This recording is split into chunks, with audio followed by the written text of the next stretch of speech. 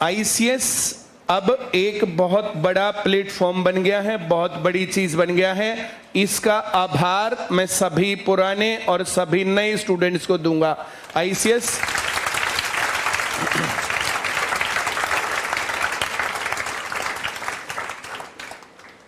Fair selections की आवाज हमने उठाई थी, पहली बार सब मजाक उड़ाते थे, लेकिन आज फेयर सिलेक्शंस हकीकत है। रेगुलर रिक्रूटमेंट हमारी आवाज है। राजस्थान में तो फॉर्म कब निकलेंगे, पेपर कब होगा, रिजल्ट कब आएगा, ज्वाइनिंग कब दी जाएंगी, सारी बातें फिक्स हो गई। उसी तर्ज पर पूरे भारत में ये काम बनेगा। मैं आप लोगों को 100% आश्वासन देता हूं, क्योंकि ये बड़े लेवल पर बात पहुंच चुकी है।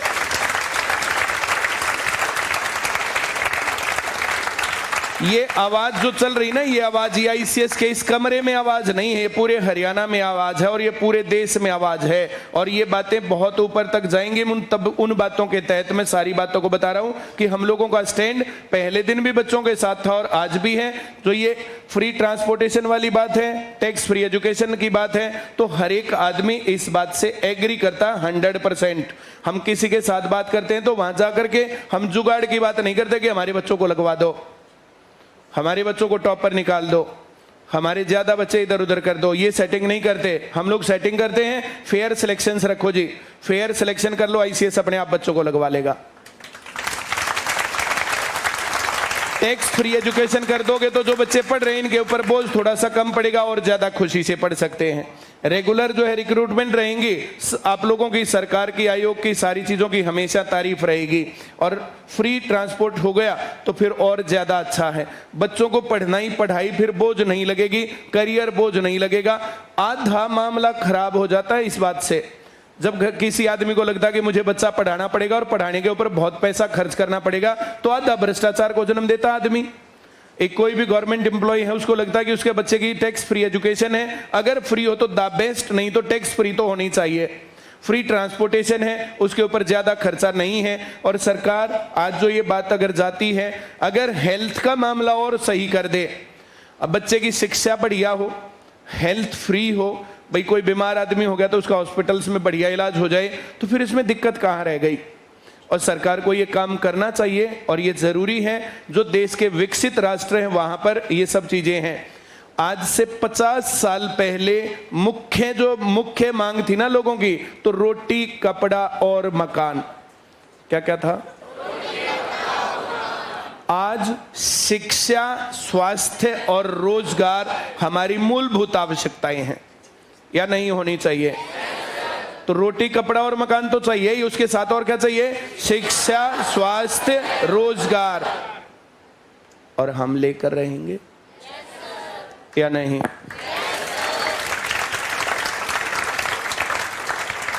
जितना साथ अब तुम दोगे उतना मामला ही आगे बढ़ेगा। आईसीएस हम तो पूरी ताकत लगा रहे हैं, दिन रात हम लोगों ने काम कर रखा है। तुम्हारा सपोर्ट इसके अंदर 100% चाहिए। तुम्हारे सर्कल के 4 बच्चे, 5 बच्चे, 10 बच्चे, जितने भी तुम्हारे सर्कल के बच्चे हैं, अपने सर्कल के लोगों को बता दो। जो हम वीडियोज लगाते हैं वो वीडियोज अपने स्टेटस पर लगा दो। जो तुम्हारे से पूछता है तो क्या तुम सेटिस्फाइड हो आईसीएस की पढ़ाई से, आईसीएस के बाकी कामों से? तो तुम जो है तो अपने आसपास के 10 बच्चों को, 5 बच्चों को, 20 बच्चों को इसके साथ जोड़ो। जैसे ये हॉल भरा होता है ऐसे हॉल्स भरे होने चाहिए। इस प्रकार से मामला आगे बढ़ना चाहिए। ये सपोर्ट इसमें तुम्हारा चाहिए। जिस दिन ये स्ट्रेंथ यहाँ पर इसकी 3 गुना, 4 गुना, 5 गुना हो गई ना, उस दिन ये चीजें और ज्यादा जल्दी जो है पूरी हुआ करेंगे। फिर इस बात को तुम लोग इतनी बात मान लो। ये कंपटीशन की पढ़ाई है, नौकरी को हमने आसान बना दिया है। कोई कमजोर से कमजोर बच्चा आईसीएस में पढ़ के सरकारी नौकरी लग सकता है। इसी प्रकार से स्कूलिंग का काम हम कर रहे हैं। स्कूली शिक्षा, आप लोगों को जो 12वीं क्लास पास करने के बाद यहाँ आकर के आयत सीखना पड़ता है, आप लोगों को यहाँ आकर के वर्ग सीखना पड़ता है, आयत के फार्मूले और वर्ग के फार्मूले।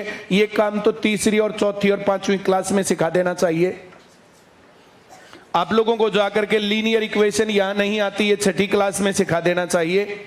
लीनियर इक्वेशन इन 2 वेरिएबल 8वीं क्लास में आनी चाहिए, और 10वीं क्लास में तो क्वाड्रेटिक इक्वेशन कैसे पूरी करें और कैसे पूरी ना करें वे बातें आनी चाहिए। स्कूल जो काम करना चाहिए वो काम नहीं कर रखा, और जितने स्टूडेंट यहां पर बैठे हो देख लो, ये काम 10वीं तक क्यों नहीं सिखा रखा था तुम्हें।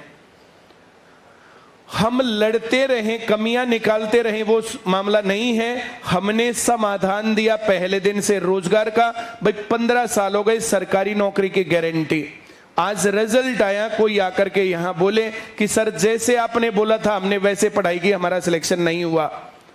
जितना पेपर हमने करवा रखा था उतना पेपर सिलेक्शन लायक था, कहीं ना कहीं चूक बच्चों की रहती है, कहीं ना कहीं मामला बच्चों का बिगड़ता है। और यहां पर बैठ करके बच्चे, कुछ लोग पढ़ते हैं और कुछ का ध्यान इधर उधर भटकता रहता।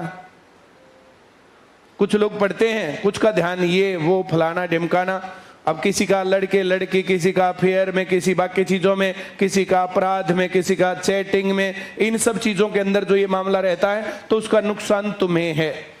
तुम्हारा फिर से पेपर होगा, फिर से तुम्हारा रिजल्ट आएगा, और फिर से 2 पक्ष बनेंगे, एक खुशी मनाने वाले लोग और दूसरे दुख मनाने वाले लोग। तो तुम लोग कौन सी कैटेगरी में जाना चाहते हो, खुश या दुख? तुम्हारे पड़ोस के लोग भी गड़बड़ नहीं होने चाहिए। अपने आप को तो सारे मामले को सुधार ही लो, अपने साथ अपने पड़ोस वाले लोगों को भी। क्लास में टाइम पर आना पहला काम, क्या ये मुश्किल चीज है? क्लास में ध्यान से पढ़ना क्या ये मुश्किल चीज है? जो क्लास में पढ़ा दिया, जो क्लास में सिखा दिया, यहाँ 5 घंटे पढ़ाएंगे, 6 घंटे पढ़ाएंगे, 7 घंटे पढ़ाएंगे, तो घर पे उसका आधा टाइम लगेगा उसको रिवाइज करने में। और 5-4 घंटे ऐप के ऊपर जो पढ़ाएंगे, रिवाइज करवाएंगे 3-4 घंटे, तो उसको ऐप के ऊपर सीधा देखना है बस। सुनील सर उसमें फिजिक्स पढ़ा रहे हैं तो उसको सिर्फ लाइव सुन लो। मैथ की क्लास चल रही है तो उसको लाइव अपने साथ कॉपी पेन लेकर के बैठ करके उसको बना लो। एक टाइम होता है शांति का टाइम, पीछे काफी लंबा समय शांति का ही टाइम था। एक होता है युद्ध का समय, तो ये युद्ध का समय है। 31 दिसंबर से पहले सीईटी होगा, ऐसी फिलहाल तक प्लानिंग है। 31 दिसंबर से पहले सीईटी को होगा, तो हमारे पास 2 महीने हैं। इन 2 महीने में ओल्ड जर्नल क्लास में करवा दूंगा मैं, न्यू जर्नल वालों का न्यू जर्नल में क्लास में करवा दूंगा। अब बाकी काम जो ऐप के ऊपर है, रिवीजन का काम है, वो तुम्हारे ऊपर डिपेंड करता है। 2-3 महीने सारे काम छोड़ करके सिर्फ पढ़ो, पेपर होगा, रिजल्ट आएगा, तुम्हारी होली बढ़िया हो जाएगी।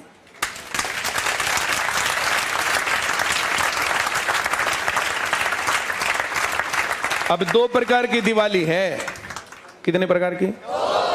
जिनका सिलेक्शन हो गया उनकी कैसी दिवाली, और जिनका रह गया, जिनका 1 नंबर से रह गया, 2 नंबर से रह गया, आधे नंबर से रह गया।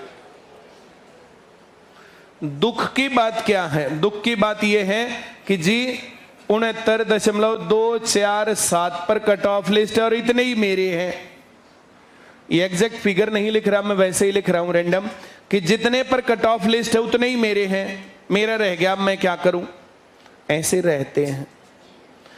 मान लिया 69 नंबर पर कट ऑफ लिस्ट आई और 69 नंबर लेने वाले बच्चों की संख्या है 500। इन 500 में से 200 लोग बचे हुए हैं, तो 200 लोग लग जाएंगे 69 लेने वाले, और 300 लोग रह जाएंगे 69 ही नंबर लेने वाले।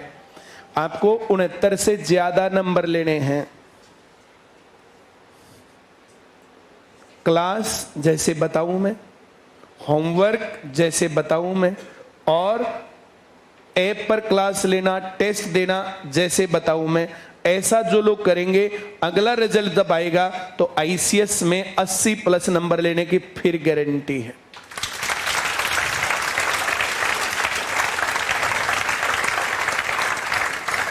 अब जो लोग मुंह लटका के बैठे हैं, उदास बैठे हैं, और जिन लोगों में इन बातों से एनर्जी भर रही है, रिजल्ट यहां पहले दिन से डिसाइड हो जाता है। लास्ट रिजल्ट तो वहां तो फॉर्मेलिटी है, पता अब लग जाता है कि हाँ सर कह रहे टाइम पर आना तो टाइम पर पहुंचेंगे, क्लास में ध्यान से पढ़ना तो ध्यान से पढ़ेंगे, होमवर्क करना तो होमवर्क करेंगे, ऐप पर रिवाइज करना तो करेंगे, जैसे बताएंगे वैसे करेंगे, जैसा मैं बताऊं वैसा कर गए तो तुम्हारा काम बन गया। सीईटी की तैयारी अब कितने लोगों ने चालू की है बताना?